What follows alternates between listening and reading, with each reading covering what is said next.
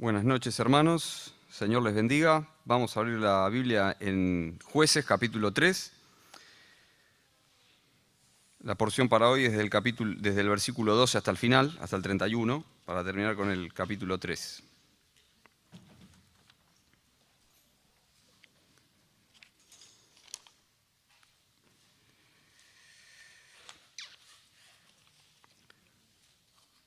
Bueno, vamos a darle lectura, después con la ayuda de Dios vamos a hacer algunos comentarios al respecto. Dice así el versículo 12: volvieron los hijos de Israel a hacer lo malo ante los ojos de Jehová, y Jehová fortaleció a Eglón, rey de Moab, contra Israel, por cuanto habían hecho lo malo ante los ojos de Jehová.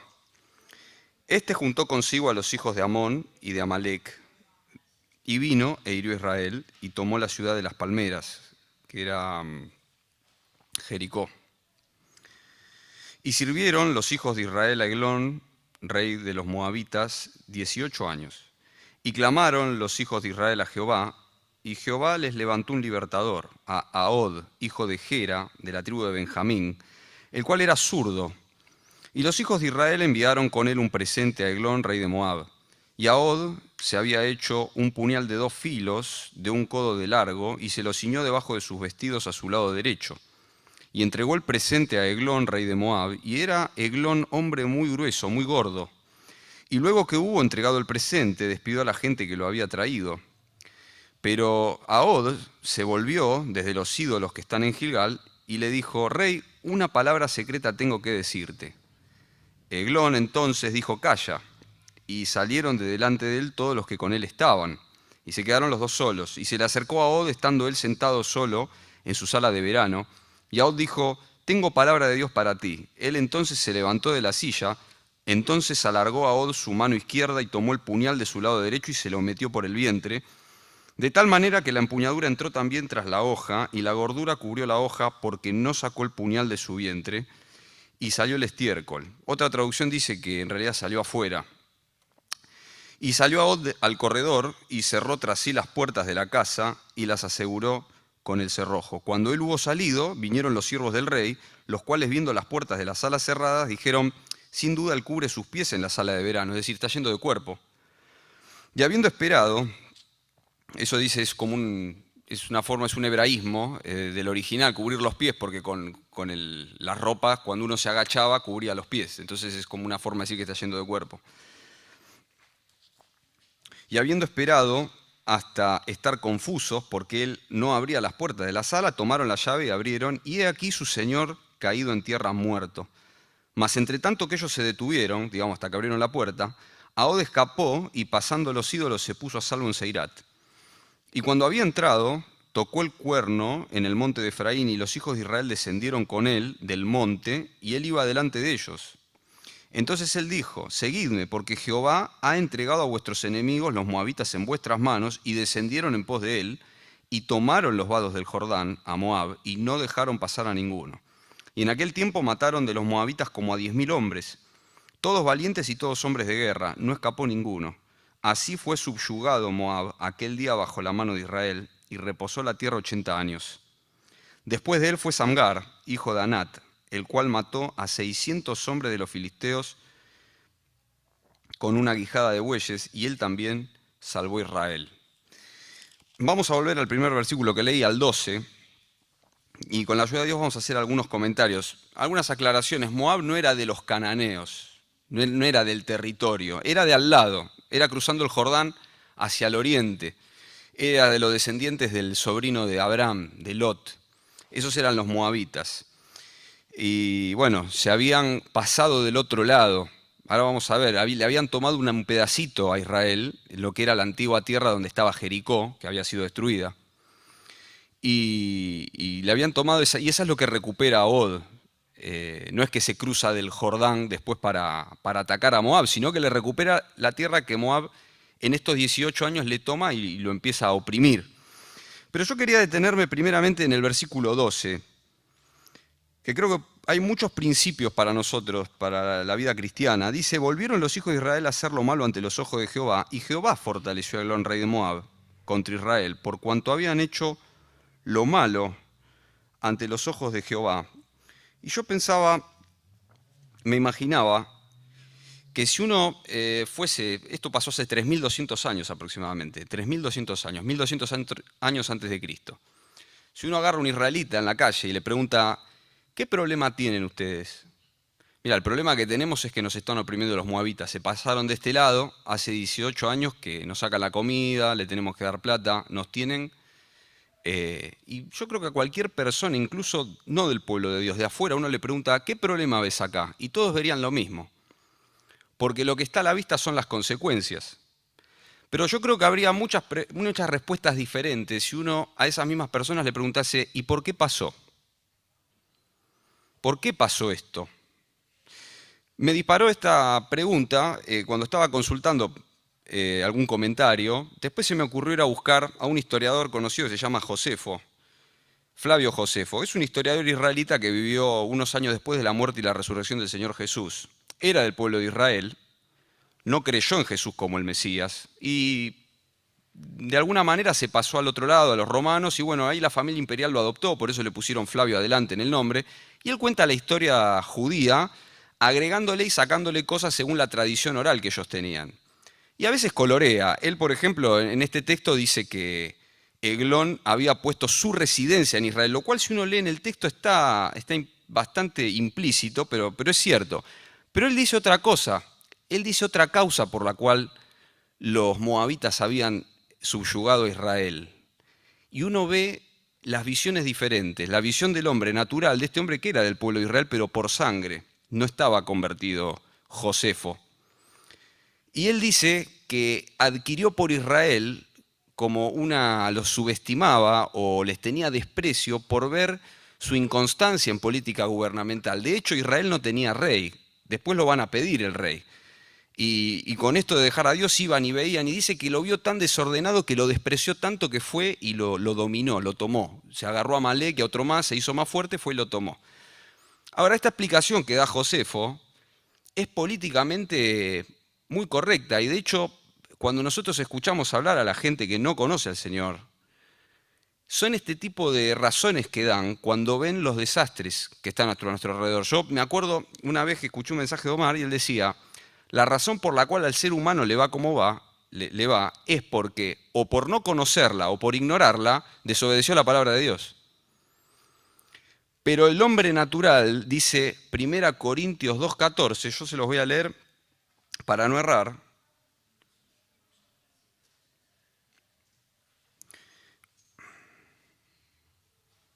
Discúlpenme, 1 Corintios 2,14.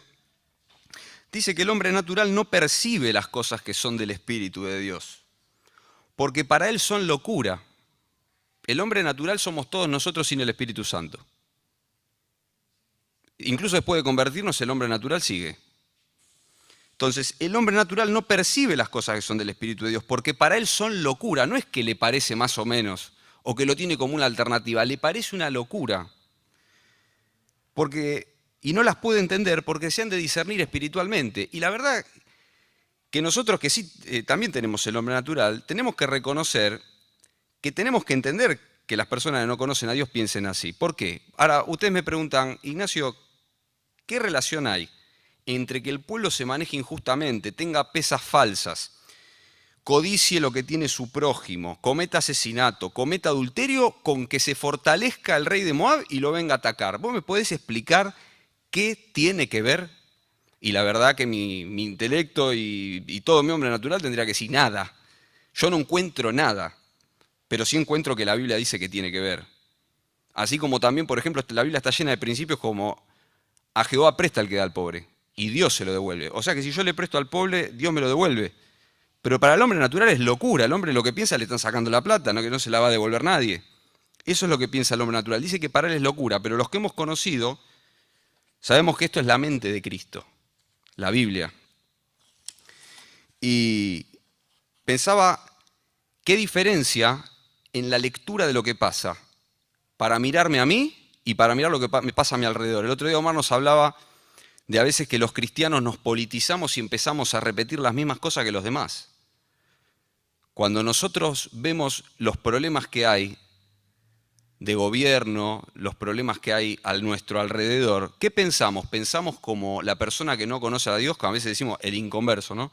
La persona que no conoce a Dios, o pensamos lo que dice la Biblia, que la justicia engrandece a la nación, pero el pecado desafrenta a las naciones. Nosotros tenemos que sacar esas conclusiones. Lo que dice Dios, que es el perito. También lo cito Omar en un mensaje, decía que Omar a veces da el peritaje, ¿no? ¿Por qué pasó esto? Pues pasó porque dejaron a Dios, pero yo no veo ninguna conexión, es por fe la conexión. La conexión entre que al pueblo le va mal y que se fortalece, y dice que Jehová fortaleció a Eglón, rey de Moab. Esto nos trae a la mente, brevemente, no me voy a ir de este texto, pero ¿se acuerdan cómo fue que muere Acab? Que pasa algo en el cielo y dice, ¿quién irá? Y va a confundir y sale un ser espiritual y dice, yo voy a ir y voy a ser espíritu de mentira en los profetas de Acab. Y lo confunden. Y también en Daniel 4, cuando Nabucodonosor termina reconociendo que el cielo gobierna. Él dice, él puede humillar al que anda con soberbia. Y a él le dijeron, esto te va a pasar hasta que reconozcas que el cielo gobierna. Y hay un ángel después que se le aparece a Daniel y le dice, al principio de tu ruego, yo vine, pero fui detenido. Y había una guerra espiritual detrás de cuestiones políticas y de cuestiones de reyes. Estas cosas pasan. Nosotros tenemos que saber que esto es así. No somos llamados al detalle, pero lo que da la Escritura no tenemos que ignorar.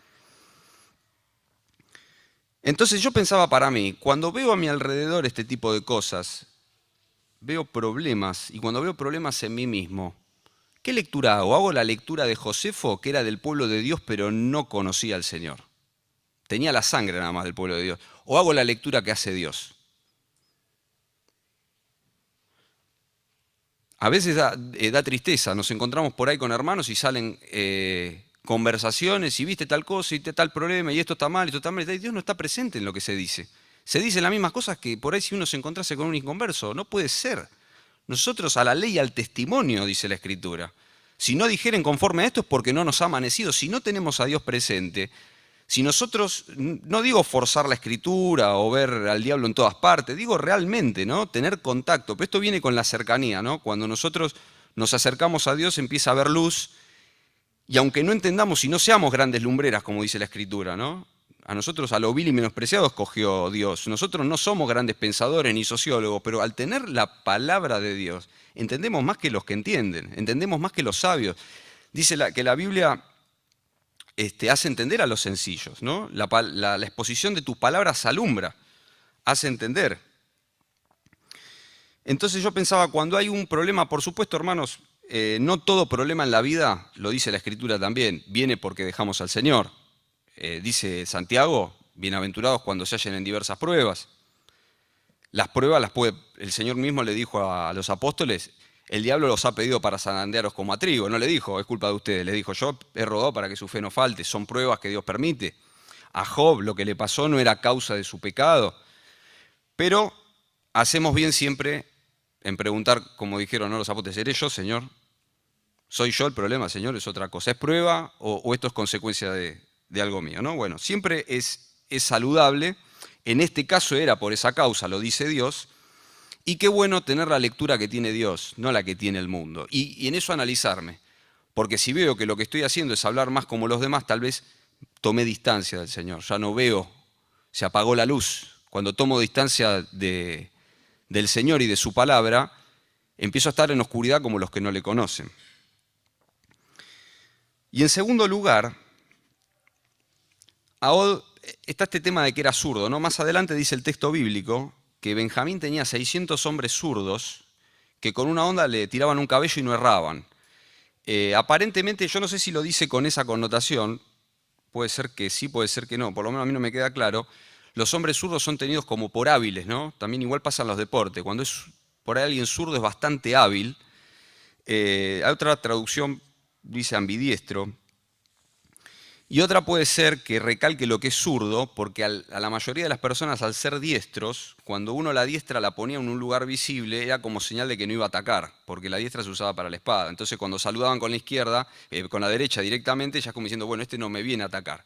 Entonces él se pone del lado derecho de la espada para tenerla bien a la mano de la mano que era para él la diestra, que era la zurda. La cuestión es que se hace un puñal de 45 centímetros de largo, que vendría a ser una espadita como la macaira, en griego, de la que habla Hebreos 4:12. Se la hace porque no había. Lo dice después en la época, poquito tiempo después, en Samuel, el rey Saúl y Jonatán eran los únicos que tenían espada. No había armas en Israel, aparentemente, y se hace un puñal de doble filo. Y a mí me hace acordar a esto, porque si bien nosotros no tenemos lucha contra carne y sangre, no somos de la dispensación de armas tomar, nosotros sí tenemos enemigos y estamos en guerra. Y para nosotros la espada es la palabra. En Efesios se habla de la armadura del creyente. Casi todos los elementos de la armadura son para defensa. El Evangelio, tiene que ser la manera de andar, el Evangelio de la paz, con eso están calzados los pies, es nuestra manera de andar en el mundo. Y para el ataque, que también es defensa, está la espada, que es la palabra. De hecho, el Señor Jesús resiste al diablo con la palabra de Dios, citando Deuteronomio, con la palabra de Dios. Y hay algunas similitudes que podemos tomar, si bien nosotros, como les decía, no tenemos lucha contra carne y sangre, pero sí contra el diablo, sí contra el mundo y sí contra nosotros mismos. Esos sí son enemigos a los que lo tenemos que pasar a filo de espada. Y Ahod hace lo que hace en un hecho valeroso, yo creo, no lo dice la Biblia, pero a riesgo de su propia vida, porque para mí él pensaba que tal vez no salía vivo de ahí. Fue solo, y después de matar al rey, está lleno de siervos del rey ahí. Dice que mataron 10.000 hombres después. Dios permitió que saliera y que volviese con bien, pero no era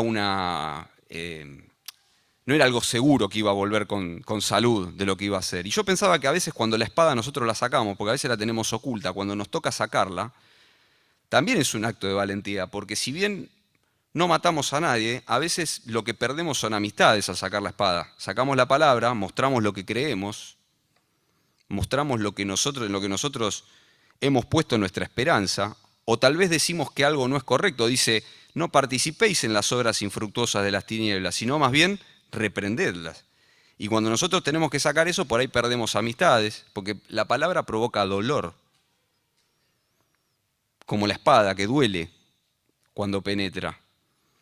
Entonces al que le sacamos la espada le puede provocar dolor. Entonces podemos perder amistades, podemos perder cariño, podemos perder lugares que nos gustaba que nos inviten y no nos invitan más. Podemos perder el aprecio de alguna persona, o por ahí el trabajo también. ¿Y qué vamos a hacer? Bueno, Dios honra a los que le honran. Acá Dios a Ahod no solo le concedió por salvar a Israel, sino salvar su vida también. De una manera milagrosa, como hace todo Dios, ¿no? El último versículo del pasaje que me toca a mí habla de otro juez que reinó poquito tiempo. Mató 600 hombres con un palo para pegarle al asno, no tenía ni espada. Pero mató 600. Ya 600 con una espada es difícil, una persona sola. Y este lo mató con un palito, con un pinche en la punta. Así hace Dios las cosas, ¿no? Sorprende siempre. También nos tenemos que clavar la espada a nosotros mismos, porque nosotros mismos somos el enemigo, nuestra propia carne. Y cómo duele, ¿no? Y esa es una prueba también, un termómetro. El otro día leía a Miqueas. A veces se torna complicada la palabra, porque a veces nos tomamos costumbres o traemos cosas desde antes de conocer al Señor, que cuando leemos la palabra, que es la espada del Espíritu, se nos clava y nos duele. Y tenemos dos posibilidades. O seguimos de largo y hacemos como que no pasó nada, o realmente lo sufrimos y realmente le pedimos a Dios piedad para que nos permita corregirlo. Como nos decían que tenemos que leer, ¿no? Con la oración de habla Jehová que tu siervo oye. Tratando de leer, aunque duela, porque duele ahora, pero después viene la victoria.